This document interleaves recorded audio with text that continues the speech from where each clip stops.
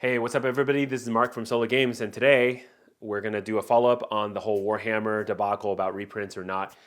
At this point, again, I don't have definitive 1,000% proof that it was reprinted, but I can tell you pretty much sure that the collector boosters are actually collector's commander decks are reprinted, and here's why. So I did get my shipment of the Warhammer decks in, and it's really cool because there's a lot of things that are very revealing about what was shipped to me. So I will show you that real quick. So here is a Warhammer box of the collector's Warhammer decks. You know it's collector because it says premium right here. So I'll try to do this where I'm on the camera and so is this box. Okay, right, we'll do it on the shoulder. Right here, premium, that means it's one of the collector's boosters. And you'll notice right here, there is a date that's associated with this, right? So first of all, made in USA, whatever. But you see this date right here? That date is not from 2022.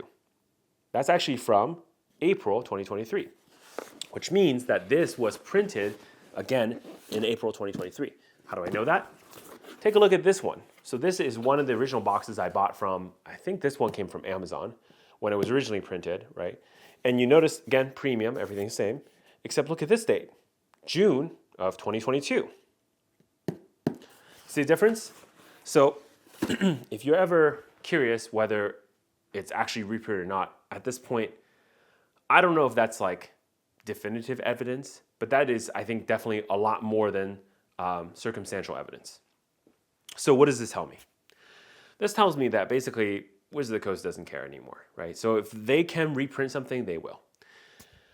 And they don't really care that, part of this may be breaking some sort of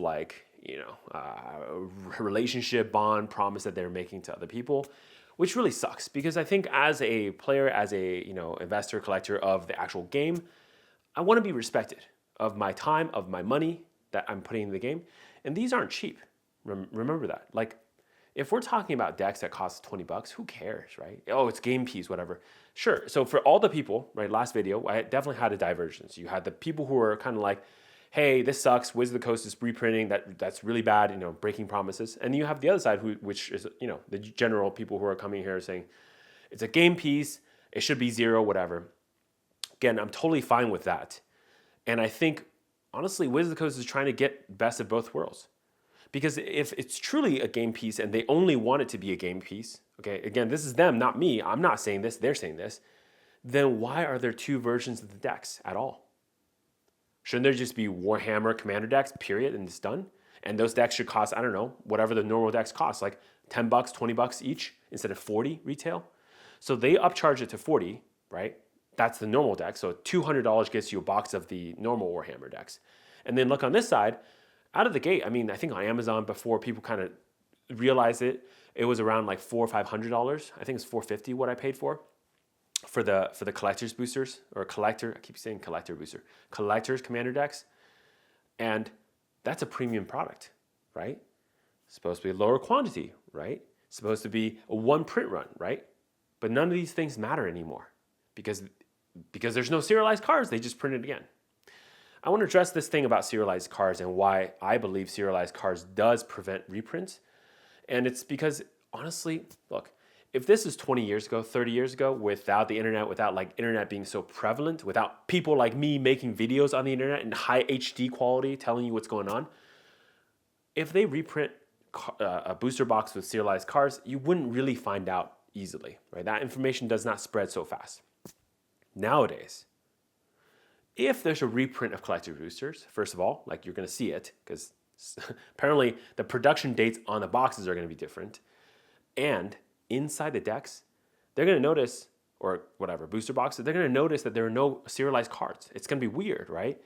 If you open a case, like 6 boxes of Brothers War, you're going to get one or two serialized cards in that case of 6, okay? If they get 0, but they get 6 from the previous set, they're going to know that there's a problem with these. Where's the serialized cards?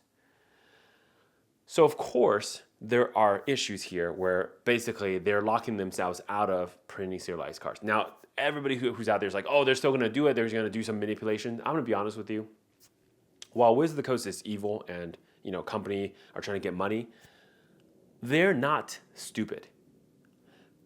The amount of like, look, doing something like this is already risky, but honestly, doing something like this, they can just say, hey, look, we didn't break the rules, whatever. But if they actually print booster boxes that have no serialized cards and then try to sell them, that's not going to fly. There are whales out there who will open case after case and realize there's something wrong, report to the entire world. And then, of course, everyone's going to echo that, and then it's going to be a big problem, right? Even when Neon Dynasty was supposedly reprinted, right? Again, we don't know, it's all speculation. That already made huge waves across the market. In fact, it tanked a lot of the prices for Neon Dynasty and the special versions as well. So Wizards of the Coast is not dumb to put themselves at a risk level there. They're already on thin ice with all the players about like trust and those kind of issues right now. So they really don't want to cause any other ripples in this whole thing to potentially, cause more problems for themselves. So why risk it? Because they're already making money, right? And all they have to do is essentially just print more upfront. So as an example, there's no reason to reprint Brothers War Collector's Boosters if instead what they can do is just reprint more of those boxes, print more of those boxes up front. So instead of having, let's say, 300K, which was my estimate of how many Collector's Booster boxes were printed, you could print, let's say, 500K. Make the drop rates of the serialized cards slightly lower, about half, and now you have more boxes. And when on release, you don't release the other 200K. You still release 300K into the market to distribution across the world, whatever, but you hold back 200K in the warehouse, and you slowly trickle that inventory out over time, right? That's the way you would do it, and that's safe because people will still consistently open their serialized cards. There's still ways to get it. But of course, them showing their hands with specific like drop rates for serialized cards, those kind of things, you can calculate, you can reverse engineer basically how many boxes are there. So it's not really that easy to kind of just make sure you hold that stuff back unless you really prepare ahead of time. But if you don't have serialized cards, absolutely there's no way to know for sure that they have not reprinted the cards because the boxes would have no differences, right? Every other card is unlimited, so who's to say there's 1,000 or 2,000 or 5,000 of certain mythic rare? And this is where other card games like Grand Archive is actually really different. So for those that don't know, I don't want to make this video about Grand Archive, but Grand Archive actually tracks population reports on every single card.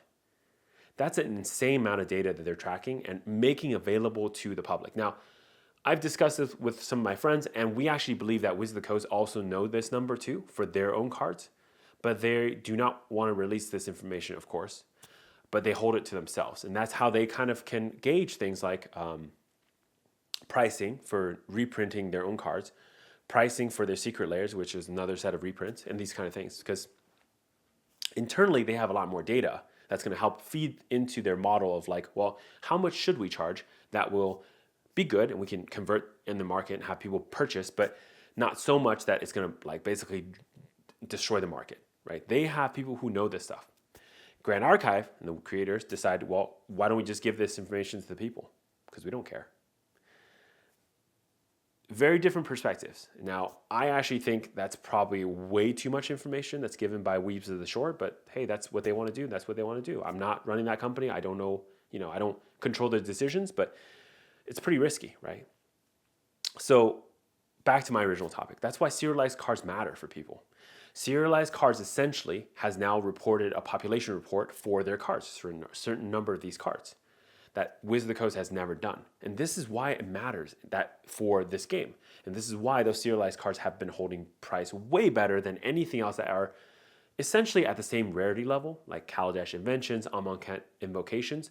Those fluctuate in price way more than the serialized cards because there's a population report. Because who knows how many pithing needles are out there, right? From the inventions, but there are only 500 ivory towers. They're not 501. There's not 499, and that is important for the players. And this is why I truly believe that look, if Wizards of the Coast wants to continue to compete in this market with all these other games that are kind of treating the collector side with respect, they're going to have to really like pull up their big boy pants and figure out exactly how they want to tackle this market. Because just being the big dogs, just being the guy with the big stick, swinging that around, long term, you're eroding your own markets. As more people kind of go away from your market, go away from your game, and your cards devalue, you're going to start panicking. You're going to start realizing all the mistakes that you could have fixed when you were high up here, and now you have to fix it down here. Mark, Solo Games, stay classy. I'll see you next time.